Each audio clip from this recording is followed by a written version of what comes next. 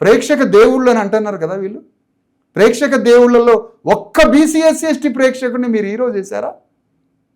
ఒక్కనన్న సినిమాలో మీరు డైరెక్టర్గా అవకాశం ఇచ్చిందా? ఎందుకు మీ సినిమా డెమోక్రటైజ్ కావట్లే? మీ సినిమా ప్రొడక్షన్ ఎందుకు డెమోక్రటైజ్ కావట్లే?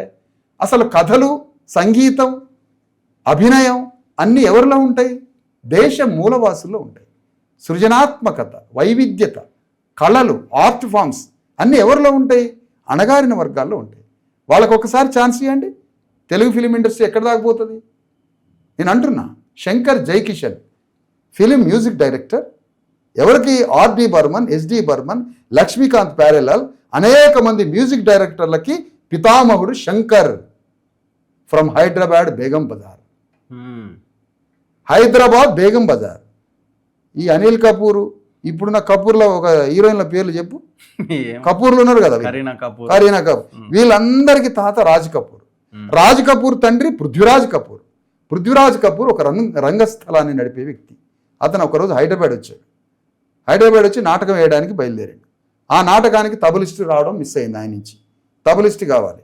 బేగం బజార్లో తబలా కొడుతున్నాడు రోడ్డు మీద శంకర్. అతన్ని తీసుకురండి అన్నారు. ఆ తబలా కొట్టేవాడు వచ్చి పృథ్వీరాజు డ్రామాలో తబలా కొడితే దిమ్మ తిరిగిపోయింది తబలా. ఆ తబలాతో శంకర్ని పృథ్వీరాజ్ కపూర్ బాంబే పట్టుకుపోయాడు.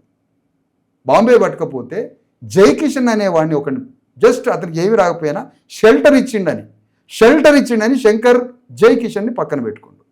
శంకర్కి స్నేహితుడు జైకిషన్ ఒక ఫ్రెండ్ మాత్రమే, కానీ మ్యూజిక్ పేరు పెట్టుకున్నాడు. కానీ అక్కడ main music director all over world. ఆవారాహం అనే పాట, ఇంకా చాలా పాట, అసలు ఒకటేంటి రాజ్ కపూర్ ఫిలిమ్స్ మొత్తం ఆయన. అలాంటి Shankar world class music director from Hyderabad Begum Bazar, Madiga Chamar community. Okay. శంకర్కి ఆ శంకర్ జైకిషన్కి ఒక చిన్న స్టాచ్యూ పెట్టరా? దిల్లు లేని దిల్లు రాజు పెట్టడా? ఇక్కడ శంకర్ తబలిస్ట్, అక్కడ విజయవాడలో జడ్సన్ తబలిస్ట్. 30 years ఘంటసాలకి తబలా వాయించండి Judson from Vijayawada. From Vijayawada Judson. Modukuri Johnson Babu, greatest film writer from Kolakaluru Tenali. ఆయన దగ్గర అడ్రస్ అసలు నేను చెప్పిన నాకు పేర్లు తెలుసా మీకు? వీళ్ళు ఎందుకు బయటికి రావడాలి? నేను రౌడీ ఆట ఆయన బహిరంగ సభలో చెప్తాడు.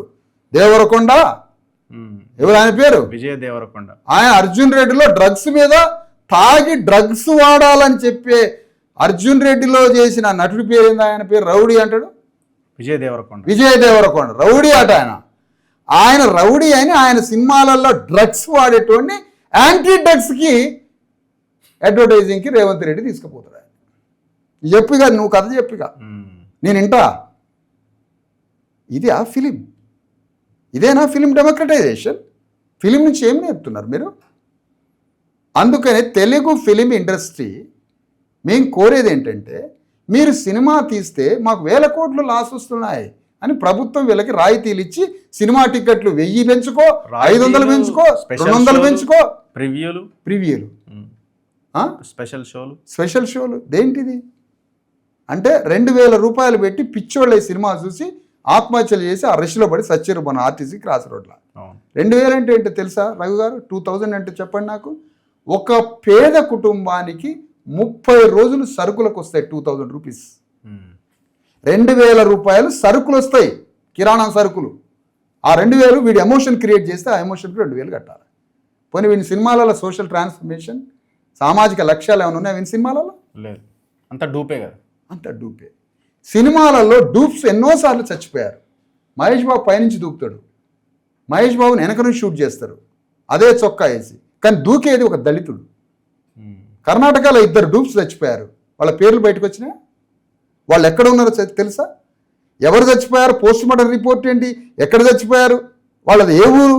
డూప్స్ అనేక మంది సినిమా షూటింగ్లలో చచ్చిపోతారు. Dupes from BC SC ఎస్టీస్.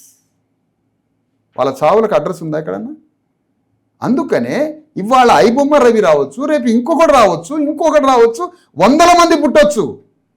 ఒక ఫ్యాసిజం నియంతృత్వం జరుగుతున్నప్పుడు దాన్ని లిబరేట్ చేసుకోవడానికి 100 మార్గాలతో 100 మంది వస్తారు. ఇది నేచర్ సైన్స్ చెప్తా ఉంటుంది. ఇది material science or human science. మేం కోరేది ఏంటంటే, ఇప్పటికైనా ఇండియన్ సినిమా ఇంకా ముఖ్యంగా చెప్పాలంటే తెలుగు సినిమా డెమోక్రటైజ్ కావాలి. ఆ సినిమాకి సామాజిక లక్ష్యం ఉండాలి. ప్రభుత్వం ఇచ్చే అన్ని రాయితీలని అనుభవిస్తున్నటువంటి తెలుగు ఫిలిం ఇండస్ట్రీ డెమోక్రటైజ్ అయ్యి ఆ ఫిలిం ఇండస్ట్రీలో బీసీ ఎస్సీ ఎస్టీలని భాగస్వాములు చేయాలి. హీరోలుగా, కథా రచయితలుగా, దర్శకులుగా డెమోక్రటైజ్ చేయాలి. కాబట్టి ఈ సినిమాలో డెమోక్రటైజ్ చేసి పీపుల్ని భాగస్వాములు చేసి వాళ్ళ టికెట్ ధరల్ని 10 రూపాయలు 20 రూపాయలు ఉచితము చూపించండి.